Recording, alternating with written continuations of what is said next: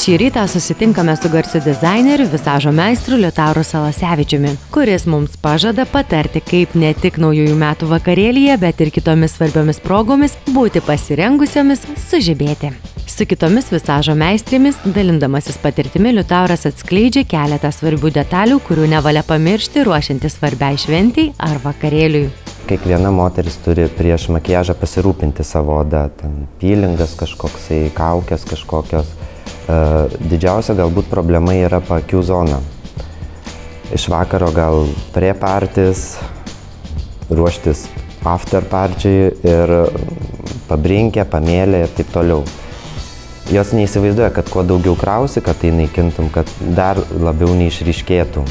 Jeigu veido oda paruošta, o prieš vakarėlį jums dar reikia dirbti ofise, dieninį makiažą visuomet galima transformuoti į vakarinį. Aš šiai dienai labai daug naudoju blizgių elementų. Ten gliteriai, blizgučiai, perlamutrai ir taip toliau. Aišku, su jais reikia labai atsargiai. Neturėtų dėti, paima blizgutį ir taip pum ant akių. Tai turėtų būti prieš tai dedamas kažkoks pagrindas, gali būti šešėlis, gelinio pagrindo, kreminio kažkokio, tai jisai pats paprasčiausiai kitą kartą būna blizgus, tai tokio atveju labai ten jisai gerai žiūrisi, to labiau, kad akis pavargsta, žėresys akyse, kažkaip vis tiek ir to jaunumo duoda, ir to seksualumo. Aišku, tada ryškėja skruostikaulio linija, ryškėja antakiai ir man esminis galbūt dalykas lūpdažio pakeitimas, kuris iš tikrųjų žmogų labai pakeičia. Taigi, transformuojant iš dieninio makiažo į vakarinį makiažą yra svarbu paryškinti antakius, uždėti blizgesio akims ir paryškinti lūpas. Liutauras teigia, kad makiažą jis daro vadovaudamasis 3 taškų taisykle. Veide turi būti 3 taškai, kurie turi būti ryškus, tai tu tuos 3 gali ir išsirinkti. Gali būti tavo 3 taškai tik tai akyse, ten tarkim blakstienos, išorinis kampas ir vidinis kampas.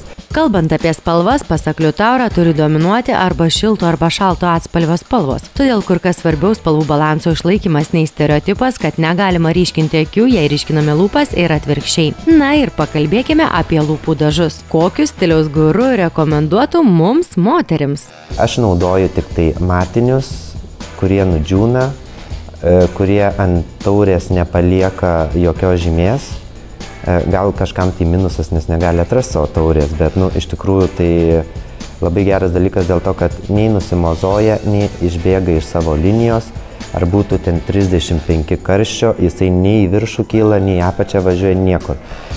Aišku, aš ten dar darau kitokių stebuklų, ten visokie pieštukai, primeriai, kad tikrai išsilaikytų. Pasak Liutauro, dabar moterys ir Lietuvoje gali rasti novatoriškų įvairiausių spalvų skystų lūpų dažų, kurie užtepti ryte nenublunka iki vakaro, o ant lūpų nėra jokio lipnumo pojūčio. Tiesa, savo kosmetinėje geriausiai turėti raudoną lūpų dažą. Kodėl? Netrukus Liutauras paaiškins. Raudonas lūpdažis tai, aš manau, neišvengiamas lūpdažis, kuris turėtų būti pas kiekvieną. Jis kaip ginklas, sakyčiau, kažkoks. Gali tik tai lūpdažio apsirengti. Bet aišku, reikia nepamiršti, kad raudonas lūpdažis yra labai daug spalvų jisai turi.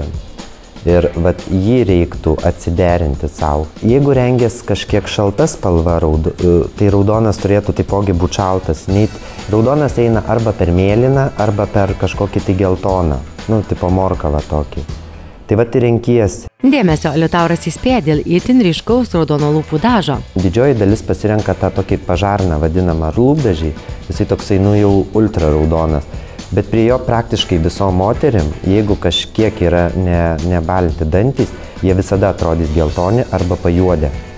Pajuodę dažniausiai atrodo, kaip per daug mėlyna jau išsirenka. Pasak Liutauro, atsirinkusio savo tinkantį raudoną lūpų dažą, tikrai nesuklysite juo pasidažę naujųjų metų naktį. Tiesa, jis šiais metais rekomenduoja įvairius ciklomeno atspalvius. Na, o jeigu naujųjų vakarėliui pagailėjote pinigų puošniai sukneliai, Liutauras sako, ne bėda. Tuomet investuokite į ryškesnį makiažą, kuris leis atkreipti dėmesį nuo jūsų aprangos. O kad makiažas išliktų kuo ilgiau, pasirūpinkite profesionalia kosmetika arba bent jau tokia pudra, kuri netrupėtų, o akių šešėliai nenubyrėtų. Būkite žavios.